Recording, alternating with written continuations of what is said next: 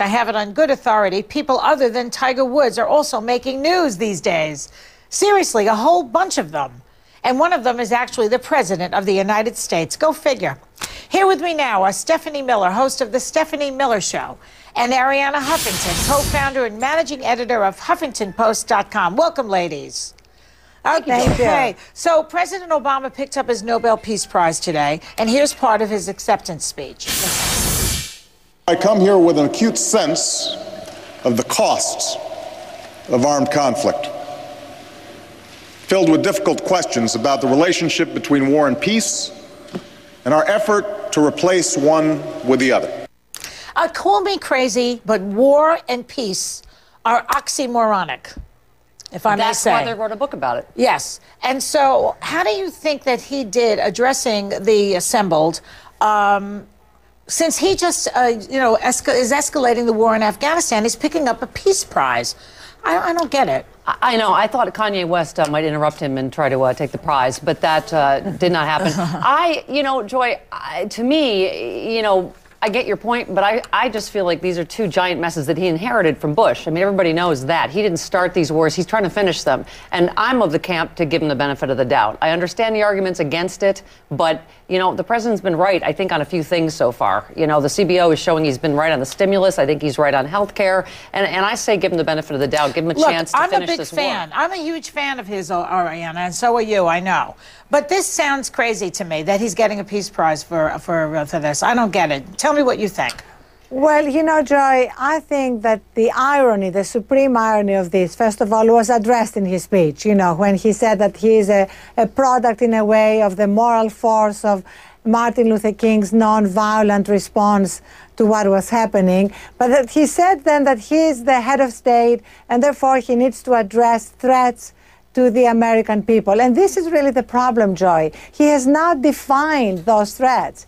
There is no way that he has actually explained to the American people why escalating the war in Afghanistan is going to make us less safe. There is absolutely no explanation for that. We are going after the Taliban. We've been told we only have 100 Al-Qaeda members left in Afghanistan, that the danger is in Pakistan, and yet we are escalating in Afghanistan. It doesn't make sense. It's really illogical. And that's the fundamental problem. Even the Dalai Lama is pissed off at him. He says that he's been, how bad do you have to be to piss off the Buddhists?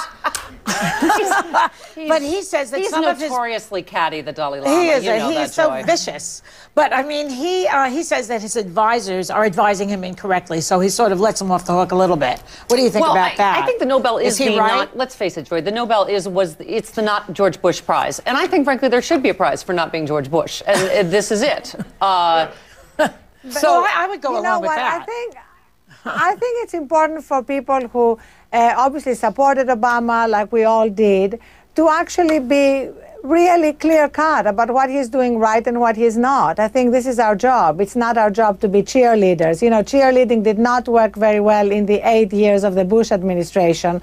So let's not fall into that trap now. But Arianna, he did say during the campaign that he was going to go into Afghanistan. He didn't pretend that he wasn't. So, And by the way, Arianna, who are you calling a cheerleader? Give me an O. Give me a B.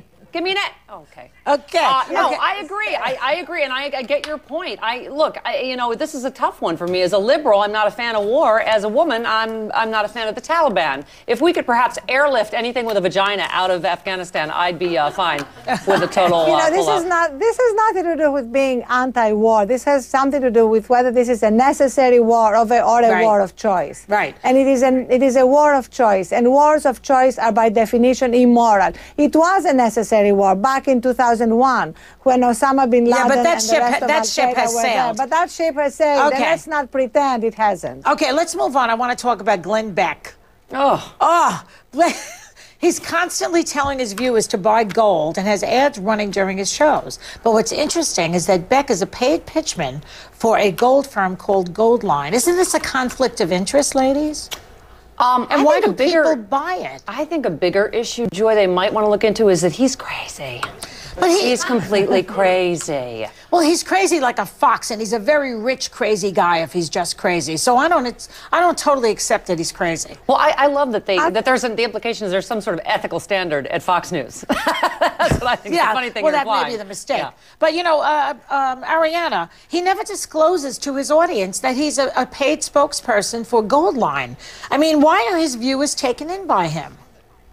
I know, you're absolutely right. And I actually agree with everything wrong that can be said about Glenn Beck. I cannot imagine that Barbara, whom we all love, I cannot understand why she picked him as one of the most fascinating people, because I have no F words for him. My only words are D words, you know, despicable, dangerous, and definitely dumb.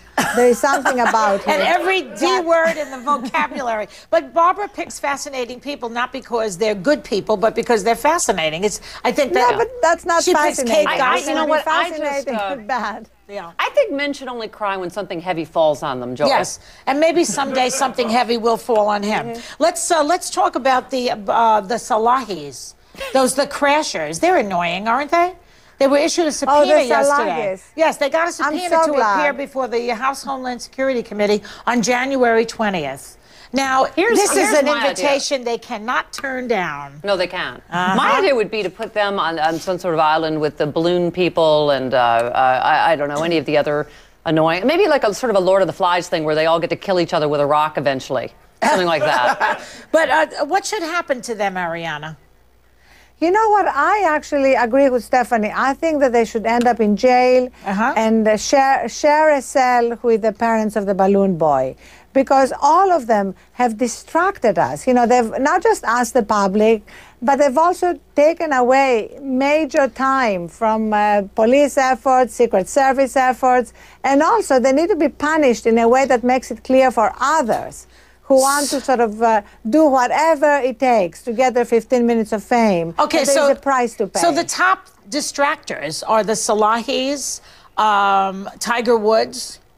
Let's go to that for a second. I mean, is it annoying to you all the talk about Tiger, or do you enjoy it? Because I'm having a little fun with it, I have to admit. Well, you have to admit, the more and more women there are, you're asking yourself, was he playing 9 hoes or 18 hoes? No, maybe it's 36. Ariana, what do you think about Tiger? I don't know if I've ever asked you this. Well, my favorite sort of response to Tiger that sums up everything is what one of the mistresses said about how she felt betrayed because she thought she was the only mistress. And Stephen Colbert's line about the fact that he violated the sacred contract between one husband, one wife, and one mistress is really the problem with Tiger I know Woods. it's true. It's sort of sad, isn't it? Wait, Joy, you've been saying it. What's with these guys? Like, how stupid do you have to be? Like the message on the machine. Hi, it's Tiger Woods. You know, the famous golfer. This isn't being recorded, is it? I know. It's just unbelievable. Stephanie, it's like Elliot Spitzer when he signed should I just sign the giant check, Governor of New York? No one will notice that. And for a smart guy, I mean, we don't know how smart Tiger is, but we know Spitzer was a bright guy. But at the end of the day, you know what they say? When Mr. Happy gets big, the brain gets small. Something like that. Stephanie, thank you, guys. Coming up, plastic surgery for kids. That's the next topic. Yeah.